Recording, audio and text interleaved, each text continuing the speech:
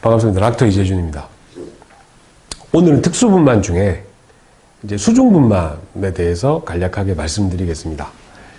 예전에 저희 병원에 아주 예전에 수중분만실이 있었습니다. 뭐 그렇게 많이 사용하진 않았는데, 근데 수중분만이 이제 사실 어느 정도 사용되다가, 물론 지금도 하고는 있습니다. 하고는 있는데 지금은 좀 많이 줄었죠. 그래서 그 줄어든 이유, 왜 줄어들었을까? 왜 이렇게 대중화되지 못했을까? 뭐 등등 여러 가지 이제 상황들에 대해서 제가 이제 간략하게 설명드리겠습니다.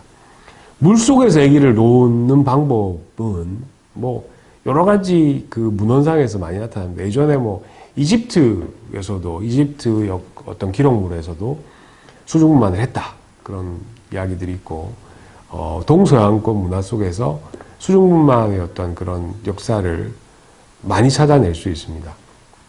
수중분만을 하게 되면 어떤 장점이 있을까요? 우선은 욕조 속에 아빠와 엄마는 이제 다리가 오므리고 이제 아빠가 뒤에서 이렇게 안아주는 자세로 같이 들어가게 되겠죠. 그래서 이게 쪼그리고 앉는 자세가 사실 골반의 어떤 직경을 늘려주는 그런 자세가 됩니다. 우리가 아기가 뭐 이렇게 분만이 잘 안 되는 경우에 무릎을 산모의 가슴 쪽으로 확 이렇게 밀어서 이제 분만시키는 방법을 맥로버트 방법이라는 분만법이 있습니다. 그 방법의 포지션이 수중분만의 포지션하고 거의 비슷합니다. 그래서 골반을 조금 늘려주고, 그 다음에 따뜻한 물이기 때문에 아무래도 외음부 쪽의 어떤 조직들을 좀 부드럽게 이완을 시켜주겠죠.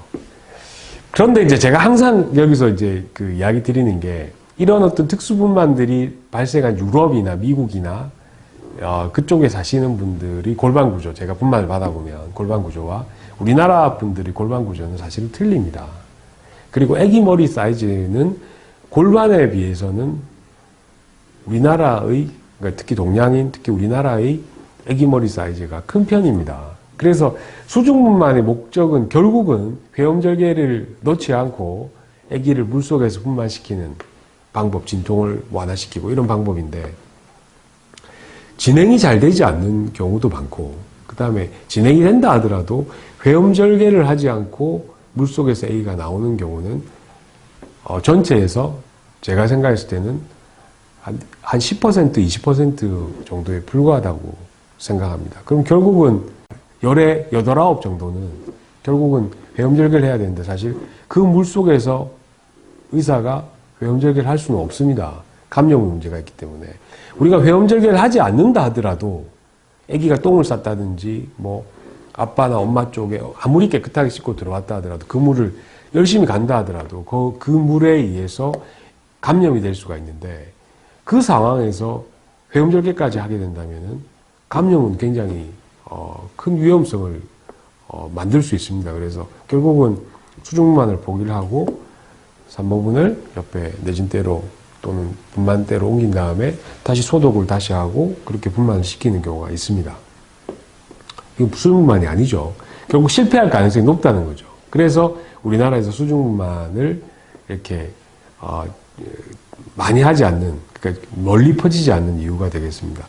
그것 말고도 보통 한 번씩 이렇게 TV에서 연예인들이나 뭐 뮤지컬 배우나 뭐 등등 이런 분들이 수중분만을 성공을 했다, 너무 편했다, 진통도 거의 느끼지 않았다, 이런 어떤 인터뷰들이 한 번씩 나와서 그 인터뷰 때문에 현혹이 되어서 많은 산모분들이 수중분만을 하는 병원으로 찾아가시거나 수중분만을 하는 것에 대한 환상을 가지고 접근을 하시는 분들이 있는데, 실상은 제가 지금 설명드린 대로 회음절개를 하지 않고 초산인 경우에 아기가 나오는 경우는 많이 적다.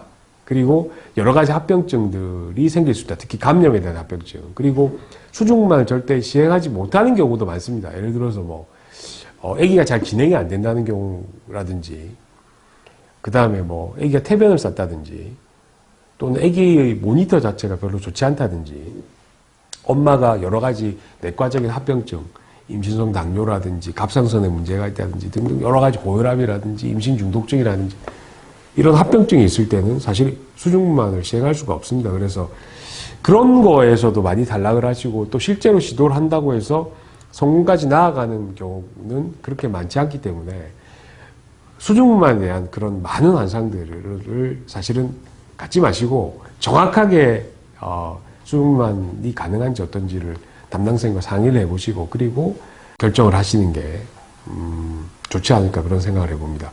오늘은 수중만에 대해서 간단히 말씀드렸습니다. 닥터 의학사전을 구독하시고 또 좋아해 주신 여러분들 너무 감사를 드립니다. 여러분들이 구독과 좋아요는 우리 동영상 제작에 굉장히 큰 힘이 되고 그리고 앞으로도 많은 관심 부탁드립니다. 고맙습니다.